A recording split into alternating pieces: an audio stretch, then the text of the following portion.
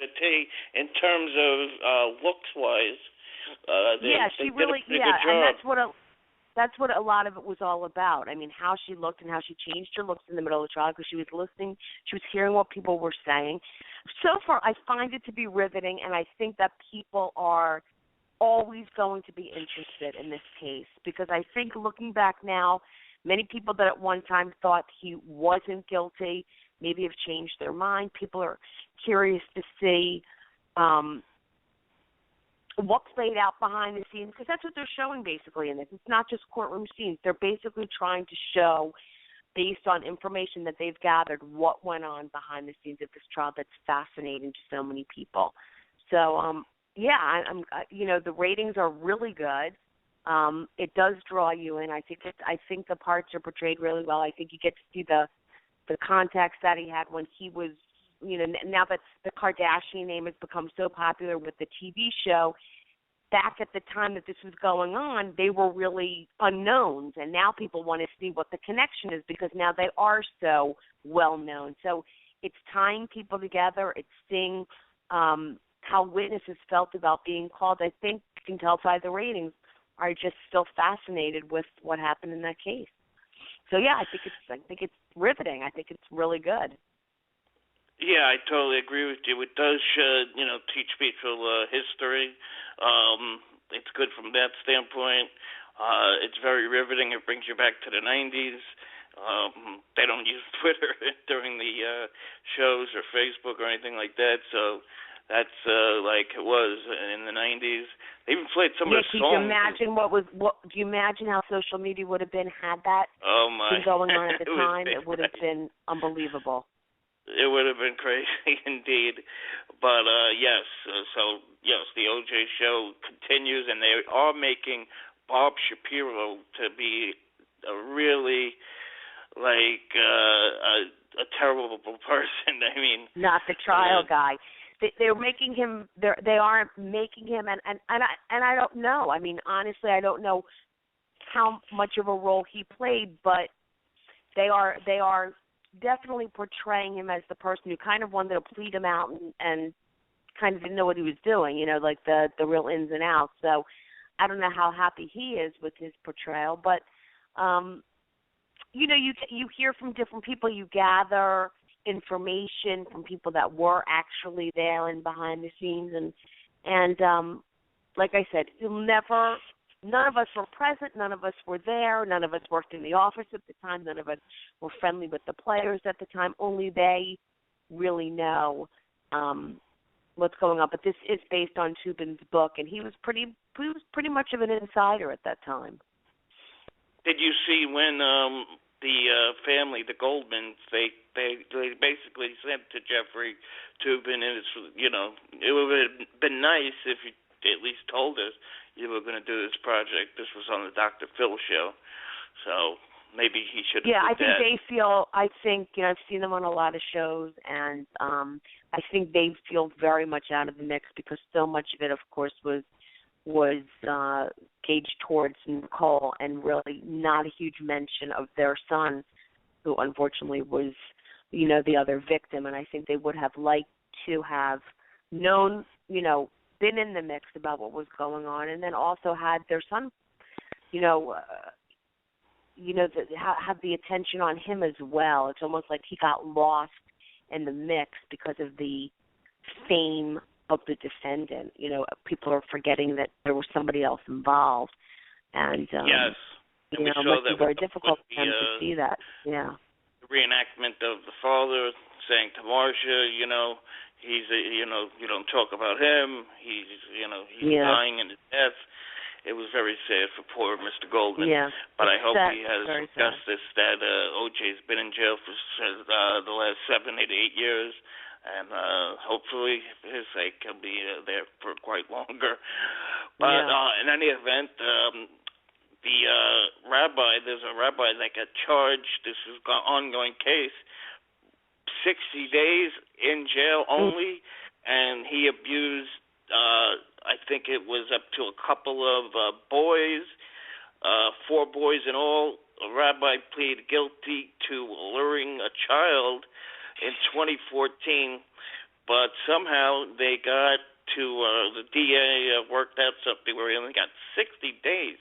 What do you make of that as a prosecutor who prosecutes sex crimes? That's very low. That's really low, and I don't know what, like I said, you don't know what went on behind the scenes. I don't know if the boys didn't want to testify, and if they don't want to testify, then you're forced to plead out a case, but that is an extremely low sentence. You're going to see more and more of these cases coming out because in New York specifically, there was a huge New York Times expose last year talking about sexual abuse within the Orthodox and community. That a lot of it is covered up, kind of, and it's kind of taken to a rabbi there, and then they kind of just have their own court and decide what to do.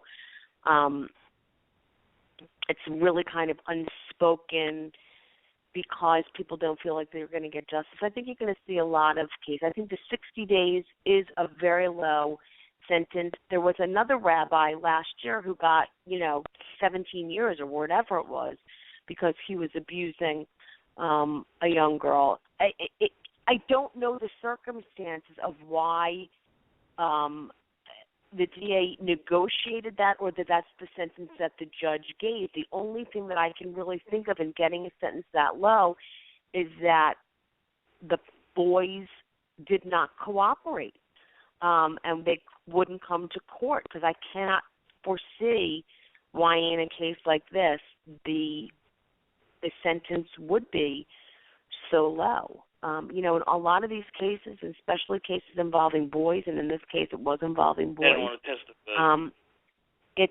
It takes on a whole different flavor. It really does. I see it in trying these cases for 28 years. I see the difference in my boy victims than I do in my girls victims. It's almost like that they have a real fear of going forward because of the labeling of, now they're gay because it's man on boy, and maybe they went along with it for a while. So, and they're they're more embarrassed in front of their peers than girls are. So that's the only thing I can chalk, and I could be 100% wrong, but that's the only thing that I can foresee why a sentence on a case like that would be so low, is that you have a lack of cooperation. And if you don't have a victim cooperating in court, then your hands are really tied. You have to decide what you're going to do. And so it's not just 60 days. It's my understanding that he has supervision after that. He has to be on probation for a certain amount of time. So there'll still be a hand held over him. Allegedly did. But the jail term is very slight for a case involving molestation with boys. And it's very interesting, for your viewers that don't know this, that the movie Spotlight, which won the Oscar just Sunday night, dealt with, the uncovering of the cover-ups in the Archdiocese dealing with molestation cases and child abuse cases, which I hope is going to bring to the forefront to a lot of people who are always afraid to talk about it. I know Lady Gaga mentioned it Sunday. It's really becoming... This is for all the survivors or something like that? Yeah, she did a thing about all the survivors, and on stage was actually abuse survivors from when they were young kids to if you're abused as an adult. So I'm hoping that a lot of these kinds of cases, because, Jordan, I've been on your show a number of times telling you how difficult it is to talk about this stuff and why people don't want to discuss it. Well, now if you've got an Oscar-winning movie about the investigators at the Boston Globe that uncovered this and see how much of this actually goes on, I'm hoping that people start to see that it's not taboo anymore, that it's very mainstream, that it's in the news every single day, that it's priests and it's rabbis, and it's teachers and it's coaches and it's babysitters and it's anybody who doesn't discriminate sexual abuse. So this case about the rabbi, I think you're going to see more and more. We really saw it about priests and things like that. I happen to have tried a case involving a rabbi also, and they're no different. They have to be treated exactly the same as anybody else who's a child molester. No question about it. And speaking of that, before we get to our other story, you happen to write, how many books is it now? 2, 3? I have 2 books. I have a third one that's coming up, but I have 2 books out now. Why don't you tell my audience about those books and where they could get them?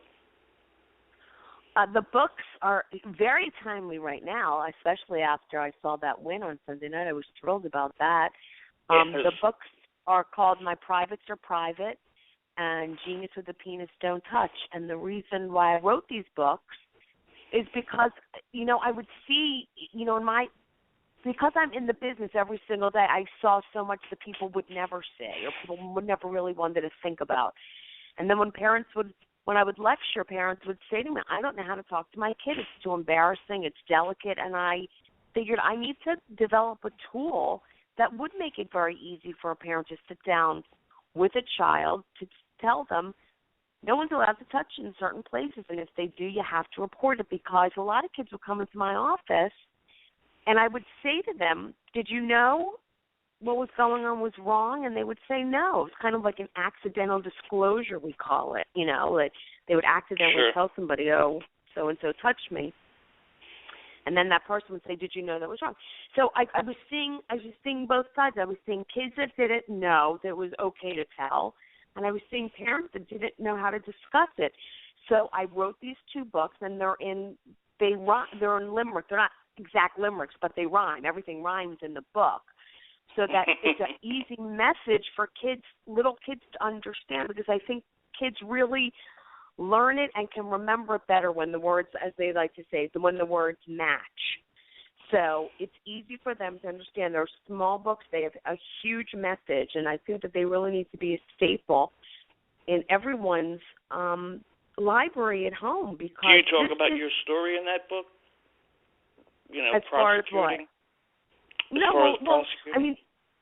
On the back of the book it talks about my experiences in prosecuting these cases, but the books are so easy. I mean, they're just simple little books to talk about.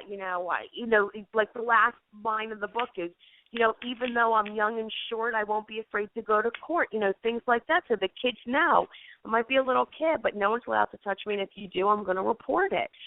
So I'm hoping that parents. I'm excited to say that the books are going to go into a swag bag in Hollywood for new mothers, and I'm hoping that I get some feedback, because it's always nice to have a celebrity endorse your things, because you know how people feel about celebrity in this country. If a celebrity likes it, well, then it might be really good. So I'm hoping that all these celebrities who step forward and talk about no abuse, and I was abused as a child, and they write about it in their book. Well, maybe it would really help me for them to spread the word. So the books are available on Amazon. The books are available at barnesandnoble.com, and the books are available through my website, StaceyHonowitz.com.